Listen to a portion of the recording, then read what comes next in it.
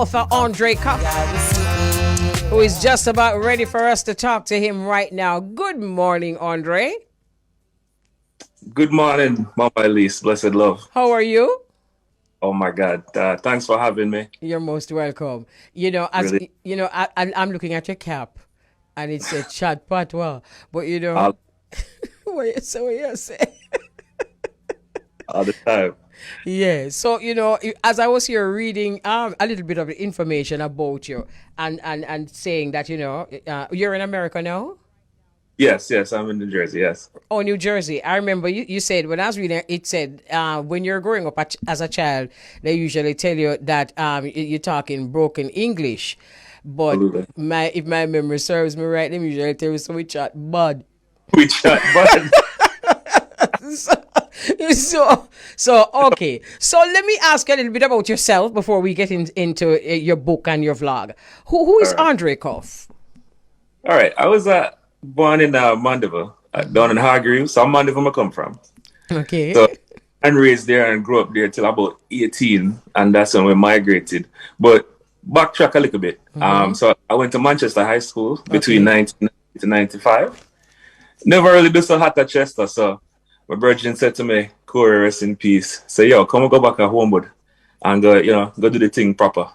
So then we went to Homewood from 95 to 97, and then we hung with business, and then we graduated after that. Okay. And then migrated in 98, and I've been here ever since. Okay, so you're there in the United States, and you classify as a Caribbean American now, right? Well, I like the term Jamaican a little bit better because it's more specific to Jamaica. I got you. Got loud and clear. We understand the Caribbean heritage. Yeah. We understand, all of that. I have love for the Caribbean, but I prefer Jamaican. But and it speaks to the character of Jamaicans. Jamaican people, no matter how we turn bad, or no matter how we chat bad, we always like to make people know, say, yes, we are part of the Caribbean, but specifically a yard we come from. Absolutely. Yeah. All right, fine. So you migrated then. So you what kind of child were you though? You mentioned about doing the thing properly back. All right. Growing up, we were I think on report card, every single teacher from kindergarten all the way to high school used to describe us as talkative. Oh Lord, welcome to the club. Okay. Yep. Used to describe us as talkative, and some of our classmates at the time might have thought that we were time wasters, but it wasn't that. It's just that our imagination was just what it was. Okay. All right. The curriculum not that it never interests us, but we did run through it so fast that we kind of started getting bored. I get you. So, they say, they will find work for idle hands, so that's how you start getting all kind of problems. The devil does find work for idle hands indeed. But then, it depends on what you really want to do and then what you are being taught. Because, Absolutely. like all my chemistry teacher would have did really prefer if me never in the class. You understand? But then that's just that. So, Right. so that's the kind of child that you were. And you were, as you said, most teachers thought you were talkative. So it was a Absolutely. wonderful experience for you to be a vlogger. Exactly. So, but the funny thing is, Mama Elise, there's two teachers I can remember specifically, especially Manchester High School, that kind of connected with us differently because they saw that we weren't really troublemakers. We were just, different. So, like my English teacher, Mr. Smith, I'll never forget. He always tried to find ways to challenge us. And then our woodwork teacher, Mr. Ricketts, he always, accommodated us because he saw how technical that we used to be. So we got along with those teachers very well, but everybody else not so much. Okay, wonderful. I can understand why your English teacher would be somebody that you prefer. Because as someone who loves to express yourself, English teachers are usually kind of keen on noticing the children who love to express themselves.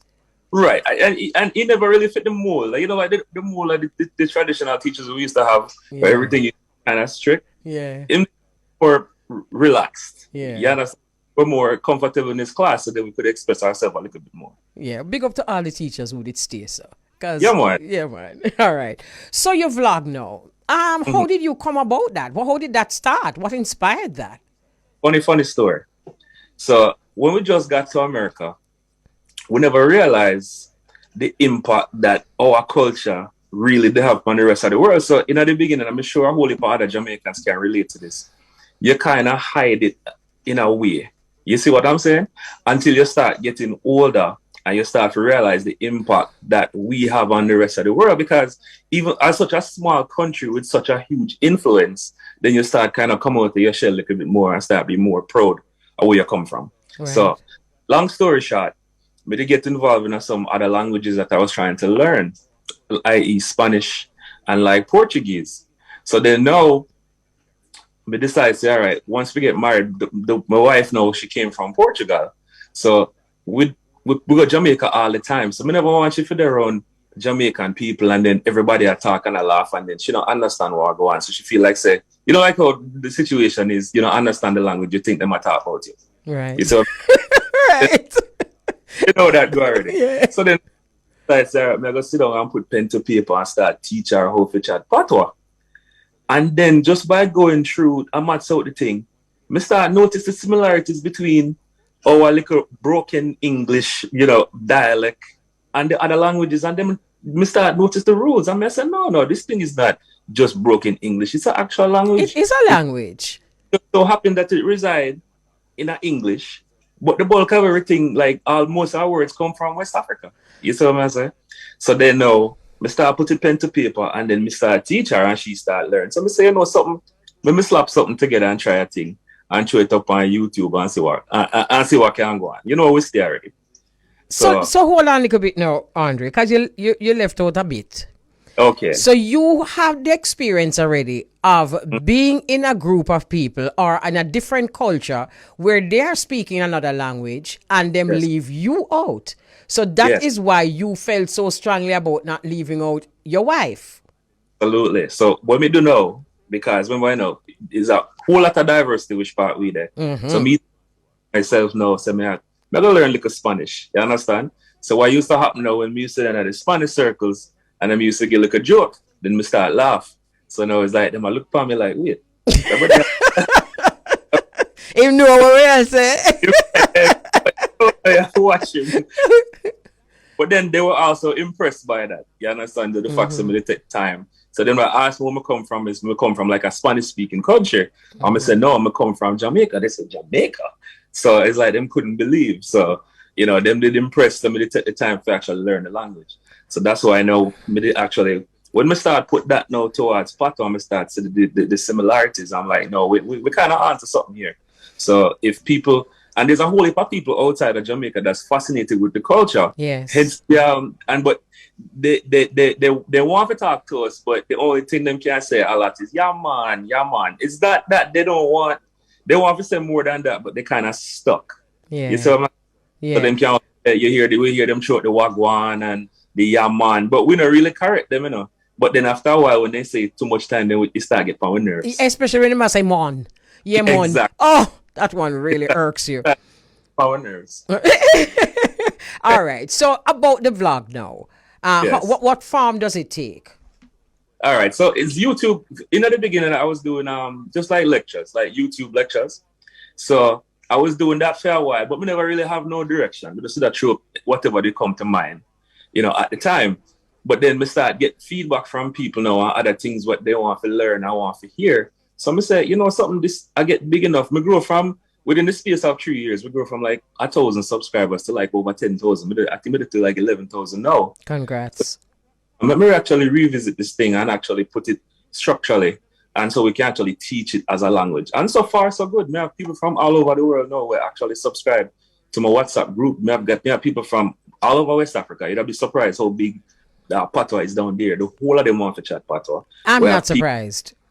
You have people from Costa Rica. We have people from the Europe section. It's really bigger than we think, and they love the music, but I think they want to actually understand what we're actually saying. Right. And taking more time for actually try to learn it so they can get more involved in the culture. Right. You mentioned the music, and I'm happy you did. Do your Mm-hmm. followers at any time specify what, like, for example, there's a song and them say, why must say in a this song here? Or when my husband or my friend them say this, what they mean? Do they specify exactly? All the time. If me have $1, I think me get this question every single day. But actually have people who come to me with lyrics and ask me to break it down and what it means. Like them know what it said, but them want to know the colloquial meaning. Right. You understand? Right. Like them say, yeah, me can't I think of an example off the top of my head right now. But then we said to me like, all right, then give me a line and them say, me understand what it mean in English, but what it mean when when I really I said. Right. And then explain it to them, and it's like a light bulb go off in them head. Because sometimes I see some of our international friends singing and carrying on to some songs, and I sure them don't know what it means, Me positive them don't know what. Not a clue. It's and, like, then we sing it word for word. Oh yes, bad one and all. Not a clue. But when you actually find out, it's like, like when you watch TV, like back in the day, and you start turn the channel dial and then the picture start get clearer. Yeah. Yes. So, once them start understanding, they start make more sense. Let me ask you something, Andre, because we are so keen on everybody understanding who we are, and we can be a bit grandiose, we Jamaican people. Do you find that our Caribbean counterparts are as keen on having the world understand how them talk and what they mean when them say whatever it is they say? No, and you know why? Because I feel like, and this is just my personal opinion, once the people from outside of the Caribbean hear most Caribbean people talking, they kind of revert back to ask them if they're Jamaican. You're right about that. So it's kind of like the footprint that we have on the world is so big that anytime you hear anything sound Caribbean-y, you get really really back to Jamaica. Yes, so it does. And I understand how everybody else might feel like they live under the shadow of Jamaicans, but I just saw the thing said. Want to send a shout out to our Caribbean friends, because a lot of our Caribbean friends actually like talking Patwah and don't mind being asked if they're Jamaican. Yes, no, we definitely have. For such a small country, we have a huge impact, and not just in one era. We are talking about athletics, we are talking about music, we are talking about food. I mean, I don't think I've gone somewhere like anywhere around the world. Me actually run into somebody who come from Jamaica, because I was in the military one time, and as far as Iraq, I find people me run into yard man at Iraq, and I said, brother, where you at? Oh, yard man do Iraq. Where you are there? I said, where you are there? Where you are doing?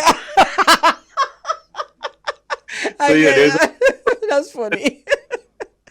Okay. All right. So let's talk about the book now. The name of the book and what we can look forward to in the book. All right. So the name of the book is Get Past Yaman and Speak Jamaican. I was intentional with that title because then most people who them stuck by Yaman, they can't relate. So what I try to do is I try to break it down to nuts and bolts so that if you hand it to a 5-year-old, a 5-year-old can read it and say, all right, them can pick it out. And as long as you have a grasp for the English language, you should be able to pick it up. And you're not going to be an expert when you're done, but you should be able to can communicate. I'm going to start from the basics and we'll break it down to nuts and bolts. We put a couple of little checkpoints so you can actually, whatever you learn, you can test out what you learn during the chapters and at the end. And I have it in all different formats. So I have it in an ebook, I have it in an audio book, if that is your style. I have it in a paperback, and I have it in a hardcover. So it's on Amazon in most countries that Amazon ship to. And once it's like I said, it'll get you from beginner, and it will bring you all the way up to once you're done, you're supposed to have enough tools so you can go down and communicate. Right. We're talking about your followers on the... Oh, that's a book, Jamaican Patois. Okay. We're talking about your followers on social media. But I have spaces where people really want to understand what it is that we're actually saying. And one such space is the justice system. And another such space would be perhaps teachers in schools. I know that most Jamaicans, when they migrate as children and they go to school, whatever grade, whatever level school, one of the biggest problems that they have is not being understood. Yes, especially the very young. Yes. But what I found is the reverse of that. I get a lot of emails from people who their family are Jamaican and they were born here. And it's like when they go around family gatherings and stuff, everybody at chat Patwah, and they might understand, but they can't talk. So they feel kind of incomplete because it's like, yeah, I have Jamaican heritage, but we can't speak the language. So get a lot of that. Plus I've gotten a lot of, I think I got a teacher from Brazil that she was teaching it as a second language to some of our students. Okay. And gotten a book for that too. So it's a tool. You see what I'm saying? So it will get you from beginner to intermediate. I mean, how it's used. It's entirely up to the reader. But Exactly. Yes, I get you. So as we seal off, as someone who born and grew in Jamaica, chat Patwah when you're a little picnic, people tell you, so you chat bad. You go a foreign, watch you know, you go a foreign, I know you have book about or you chat bad. So, so because basically that a go on. That is so satisfying for me because what I notice now, and a lot of people are coming up with more things. Like if you notice, like they AAVE for the African Americans and stuff like that. And there's a guy, I think his name Son Michaud. I remember his name. Don't crucify me for butchering his name. Him actually teach at Harvard now, Gullah. You understand? Which is the kind of like a cousin to Patwah, because when you hear them talk, them use a certain vernacular that we use. So I'm like, wait a minute. So it was with Raul Blaze the other day doing an interview, and they were discussing how similar Patwah was. My final question to you, Andre, is you said you actually started by teaching your wife Patwah. How well is a student is she? And can you know chat Patwah together? Well, she's a good student. I tell you, she's more. Actually, everybody have Shiva tongue because what happened is, you know how we stay sometimes as Jamaicans when you want somebody to learn something, and she always stop me and I say, you just calm down, man. Take your time. Go slow. Cause we chat Patwah fast, So we are a big vote of tongues because she actually helped me to fine tune my teaching skills and for break it down and for be patient. Because in the beginning I was kind of impatient because I kind of want her to forget it like right away. So right now she have a very good, anybody can talk to her and she can understand. And she's speaking also, she can handle herself. Okay. So okay. Family, me tell everybody, me say don't slow it down for her. Talk full speed because she understand. And that's how she will learn. Okay. So, okay. Interesting. It's interesting though, because as I'm listening to you, there are some Jamaicans who that don't want her to understand Patwah. So because but I big up to you for having her wanting to understand your language. It's a pleasure talking to you. It was a pleasure. The pleasure was all mine, Mama Elise. And I know you're there foreign, so is there anything you want to say to those of us here at home? No, I just want to say big up, man, and we need to come together and unite and start supporting each other. Because the thing is, we don't realize what we have until we leave and then we see what we're actually taking for granted. So if anything we can tell with people, I love my people, man, I tell you, say, I love my country, I love my culture, I love my people, and we need to find a way to come together. Well said. Can I just say something to you though, Andrew? My last words to you. You see, although you talk Patwah, and you talk real Patwah, you see, those of us who left for Jamaica still pick up a little bit of foreign in your Patwah, you know. All right. We can't turn you up.